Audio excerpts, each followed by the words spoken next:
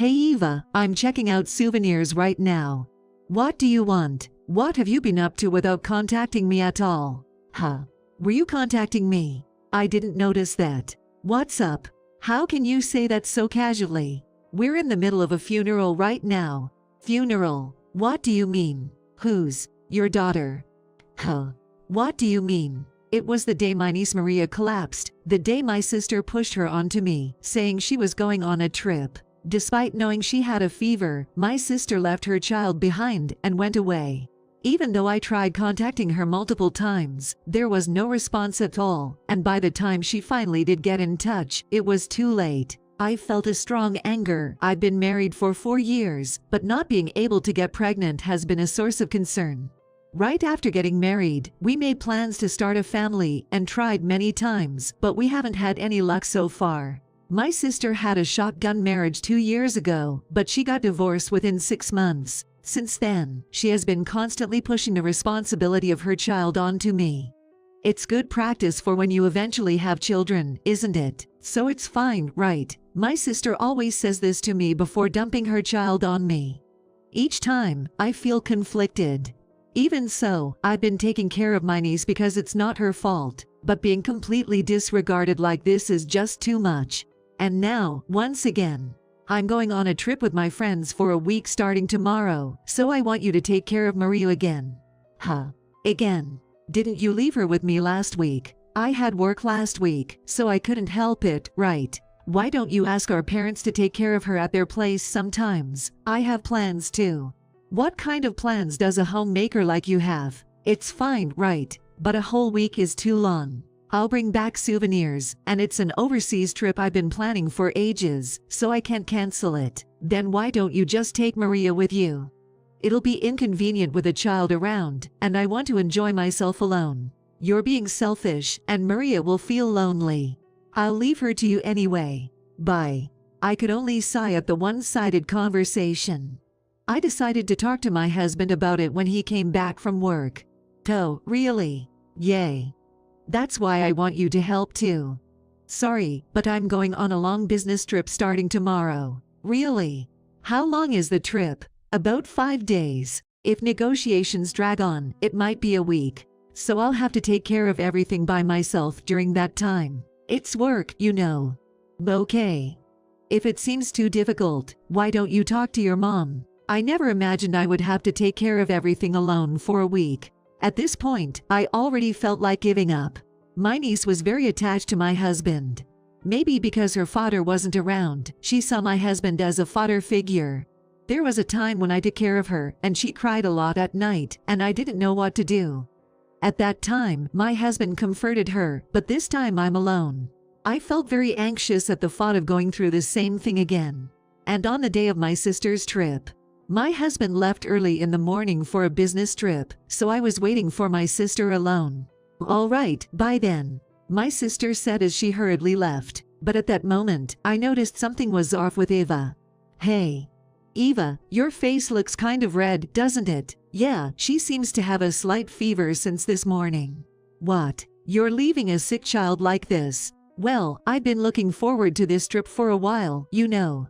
I can't just cancel. But still, leaving a sick child is not right. At least take her to the hospital. It's nothing serious, don't worry. If you're so concerned, why don't you take her? I really have to go now. I don't have much time until my flight. Wait, it'll be a good practice for you in case your child gets sick. You'll learn a lot. Well, bye. I couldn't believe she was leaving for a trip with a sick child. Watching lethargic Eva, I felt an overwhelming sense of anxiety. Since she was only 2 years old, I couldn't even give her over-the-counter medicine. Fortunately, her fever seemed mild, so I cooled her head and put her to bed.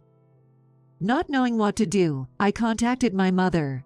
Mom, my sister forced me to take care of Maria again. And this time, she's going on a trip. And Maria seems to have a fever. What should I do? Stay calm. Is the fever very high? It's just a slight fever for now. Then let's keep an eye on her. If she has seizures or convulsions, call an ambulance immediately. Got it. If anything happens, let me know right away. My mother's words eased my anxiety a bit, but I couldn't bear the thought of enduring this for a whole week. Just watching her struggle with the mild fever made me feel terrible.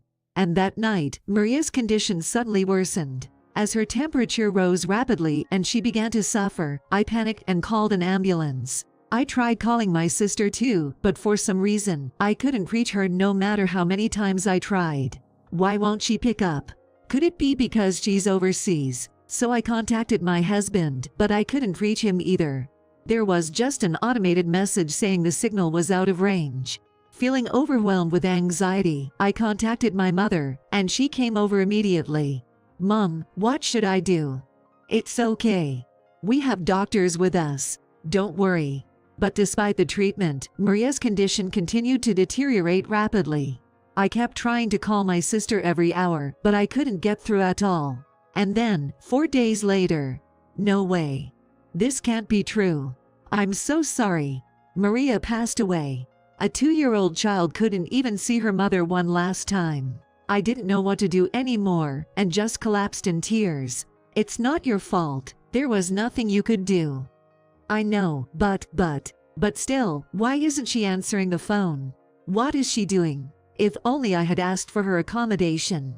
Maybe things would have been different." Overwhelmed with regret, I reluctantly left Maria's body in the care of the funeral home, despite how pitiful it was. But with no way to reach my sister or husband, I had no choice. My husband's business trip was supposed to end the next day, so all I could do was wait for him to come back. Seeing how worn out I was, my mother kindly suggested I take some rest, and I finally managed to get some decent sleep after 4 days. The next day, I tried contacting my sister again, but as expected, there was no response. My husband, who was supposed to come back, hasn't returned. I began to worry if the negotiations were taking longer, and decided to contact the company he works for. However, I was told that my husband wasn't on a business trip, but rather taking a week off. I had a bad feeling about this. Despite trying not to pay attention to it, I noticed that my sister was close to my husband, just as Maria was attached to him. My husband often called my sister beautiful in front of me, and she would happily respond. Also, whenever my sister left Maria with us, my husband would come home late, and recently, they even returned home together. Once I started suspecting, more and more questions arose. In this incident, they left on the same day, and were absent for the same number of days. Can such a coincidence really happen? I thought maybe there was some evidence, so I checked my sister's Instagram. There, I found several photos from 2 days ago, showing them enjoying room service in a hotel room. And upon closer inspection, I noticed my husband's reflection in the mirror. I was convinced that they were having an affair. Leaving a sick child behind and having an affair with my husband was unforgivable. I saved the photos and obtained divorce forms amidst preparing for Maria's funeral. 2 days later, Maria's funeral was held with only family members present. Why isn't he here? Still no contact. No. Not being at her child's funeral. What kind of mother does that? Unbelievable. Finally, my sister contacted me while our parents were furious. "Hey Eva. I'm at the airport right now, looking at souvenirs. I'll be back today, so I was wondering what you want for souvenirs. I also want to thank you for looking after Maria. What have you been doing all this time?" "What? I was on a trip. I tried contacting you multiple times. Why didn't you respond?" Sorry, I didn't notice that because I was overseas. Anyway, is there anything you want? We're in the middle of a funeral, so let's talk later." Who's? Your daughter? What do you mean? Maria passed away 2 days ago. Wait, I don't understand. It's because you left sick Maria behind. She kept calling for you until the end. Mom, you might as well have killed your own child. Wait a minute. If you can't believe it, hurry up and come back. That night, unbelievably, my sister returned with my husband. Seeing my husband comforting my sister as she broke down in tears while looking at Maria, I felt disgust. "I'm sorry. If I had been there for you. I'm truly sorry. I hate to interrupt your crying, but I have a question." "What?" "I've been contacting you every day since the night you left on your trip. But I never heard back from you." "Why's that?" "Well, I was overseas. My phone didn't work." So, then what's this? I showed my sister the photos from her Instagram. These were posted 4 days ago. If you could post on Instagram, then at least you had internet access at the hotel, right? Well, you were aware of my messages, but you didn't bother to respond because you didn't want to. Isn't that right? And that's why messages remained unread. But the real reason is because you didn't want to communicate with me. Isn't it? That's not true. Then let's ask the other person in this photo. The other person. Hey, you. Did you enjoy your trip with my sister? I zoomed in on the photo and showed it to my husband and sister. Both of them turned pale, and even our parents widened their eyes upon seeing the photo. The reflection in this mirror, it's definitely you, right? What's the meaning of this? Maybe it's just a look-alike. I was on a business trip. I contacted the company you work for. They said you were on vacation. And for a whole week. If that's not you in the photo, then where were you? Well, it seems like you had quite a good time posting a photo like that. But you slipped up, didn't you? I never thought I'd be reflected in such a place. I'm sorry. Finally, they confessed to the affair, much to our parents' fury. Our parents were furious at this. What the hell are you two doing? Leaving your child to go on a cheating trip is absolutely disgraceful. Don't mess around. You're no longer our child. We're cutting ties. We've forgiven you because you're a single mother, but do you know how much money we've given you over the years? I want it all back, but consider it severance pay. I don't want to see your face anymore. Wait a minute, Mom, Dad. Shut up.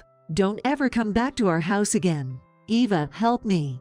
What do you want me to say? It's all your fault. You'll have to live with what you did for the rest of your life. I couldn't forgive my sister for disregarding her own child's life, so I coldly told her off.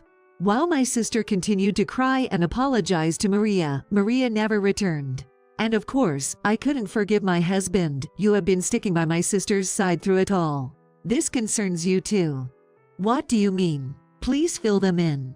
We'll talk about the alimony through a lawyer, so be prepared for that. Divorce forms. Why's that? Why? Isn't it obvious? I can't believe you'd lay your hands on your wife's sister. I don't want to be with someone so disgusting. Wait, I'm sorry. Let's dark it out. Excuse me. There's no way I can have a proper conversation with someone who lied about going on a business trip and went on a cheating trip. No, please handle the rest through the lawyer. I submitted divorce forms, and we agreed that my ex-husband and sister would pay a total of $50,000 in compensation. I left the house and went back to my parents' home. I'm sorry. You don't have to apologize. Don't worry about it. That's right. I'd rather have you here than be with a weirdo like him. Thank you. After that, my sister and my ex-husband got together, but their values didn't align, and they broke up after about 6 months. My sister had to work day and night to pay the compensation, and now she's living in a rundown apartment, barely making ends meet. My husband worked at the company for a while, but when his affair was exposed, he couldn't stand being there anymore. After paying the compensation, I don't know where he went. Well, it doesn't matter now. I'm living a comfortable life without anyone pushing anything onto me. I'm thinking of going on a trip with my parents soon. It feels really liberating to be able to enjoy life like this again. I'm fine being alone for now, but I do hope to find a wonderful partner someday because I still want to have a child.